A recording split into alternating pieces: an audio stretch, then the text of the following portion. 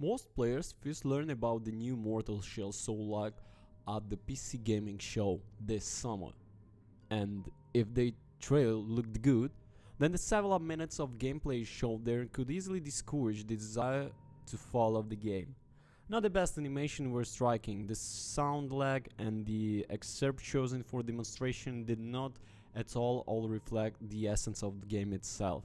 For the next month, the developers urgently corrected what the audience complained about, and judging by the July demo, the game is much better than the new Soul-like at the time seemed to be verified, patently executed technically with a pleasant visual range and an interesting combat system.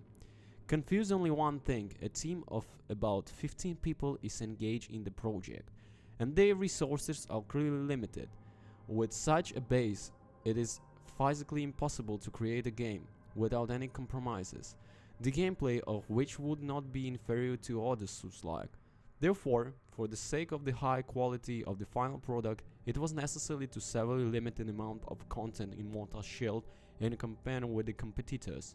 As a benefit, a clone of Dark Souls, the gameplay of the Mortal Shell is based on mechanics familiar from software games. Enemies are relatively few, each of them is dangerous even alone. Battles are tied to verified strike timings, management of stamina and dodge, which gives several frames of invulnerability. Exploration of location is reduced to moving between the bonfires. After visiting them, all enemies are revived again. And if the main characters die, all accumulated tar is lost, and an analog of souls from the Dark Soul, both gameplay and storyline. Mortal Shell has its own interesting solution. The main character is a kind of creature capable of settling into the bodies of other people. In total, you can find 4 such skins in a game, and each of them is unique. From a gameplay perspective, they have different passive skills for pumping and stamina and health indicators.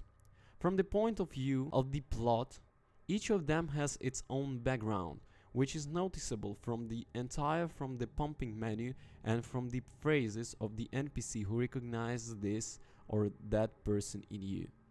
Due to the essence of the hero, the first death after visiting the fire is not critical. The character is simply thrown out of his shell with a minimum level of health, and if you manage to regain the shell, then the health will be fully restored. The system resembles Sekiro but adjusted for the local structure of the universe, but the authors completely abandoned Estus and analogs. There is no self-refilling flask or instant healing potion here. Instead, healing is proposed to be replaced with consumables, mushrooms, and friend rats. Moreover, mushrooms periodically spawn, so it is difficult to remain without treating them all. We also got rid of shields and blocks in general. Instead, there is a petrification mechanic where the main character freezes in a place completely invulnerable to one of the or more attacks. The advantage of this system over a regular block is that petrification is triggered instantly. This is at any opportunity you can turn to stone in the process of lifting from the ground after a fall, during an unsuccessful somersault, and even during your own blown. At the same time, in the petrified state, the character not only does not consume stamina, but also restore it. There is no magic in Mortal Shell. Instead, each weapon has 2 special skills. For example, a 2-handed mace can be ignited for increased fire damage, or it can be used to perform a powerful EOE fire attack. To use these skills, you first need to accumulate 2 cells of abilities, constantly attacking the enemies. If the cell is not completely filled with energy, then without active actions on the part of the player, its charge will quickly disappear.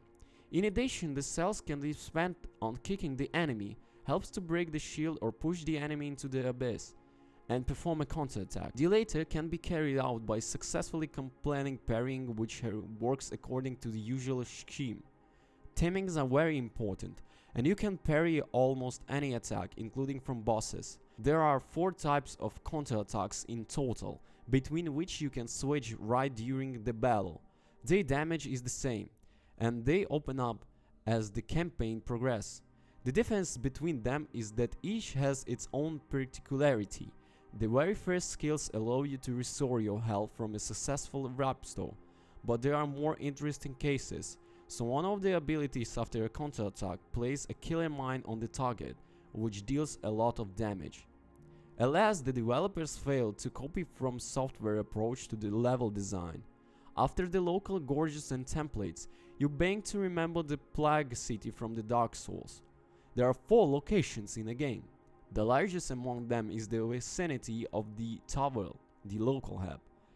It also connects all the others.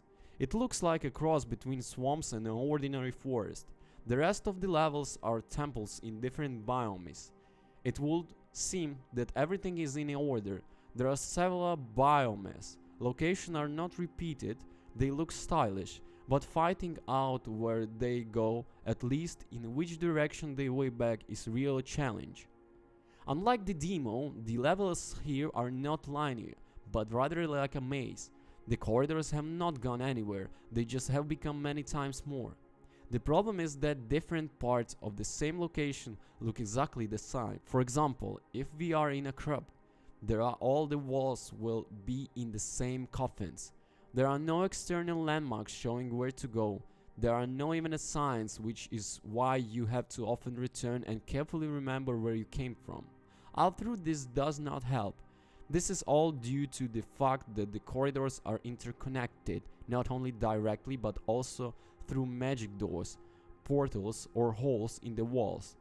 And situations will constantly arise when you climb to the other side of the tunnel and do not understand at all where you are, at the beginning of the dungeon, at the end of the 5 steps from the previous place. At the same time, it should be noted that all through at the levels you do not want always understand where to go. They themselves look very nice, like everything in the game in general. The graphics in the Mortal Shell are not cutting edge, but the environmental design helps smooth our corners, plus it has IGR support.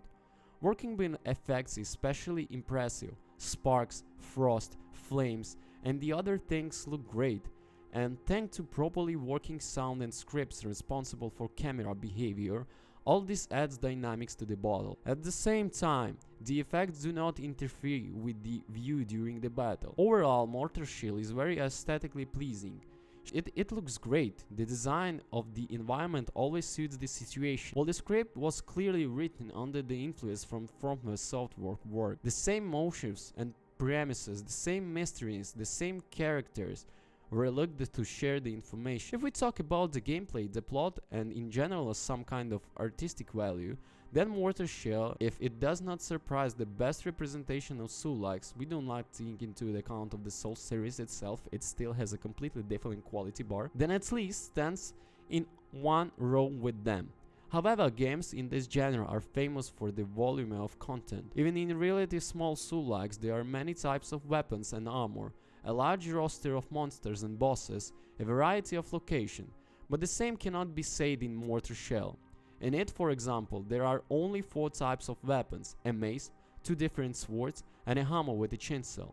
There are also 4 types of armor, and they come with this shell and actually replace your main character for you. This shares some pop for tar and reflection, 2 local currencies.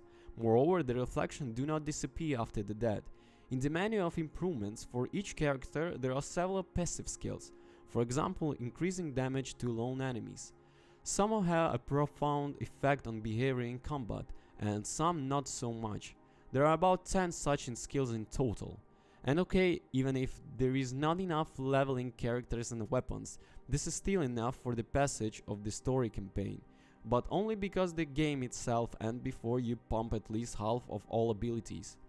As already mentioned, there are only 4 locations in Mortal Shell, one of which is the vicinity of the hub, through which you can go all over the levels, and these levels are interesting. Entering a new location, you know what awaits you: icy crypts, a temple burned by fire and the heat. But even if you don't know where to go and what to do, each of the locations goes from the entrance to the boss. It goes if it takes a couple of hours, and sometimes even faster. It is also difficult to spend more than an hour on the bosses themselves, since they themselves are very simple even if they look impressive. Also, don't forget to comment and subscribe. So peace!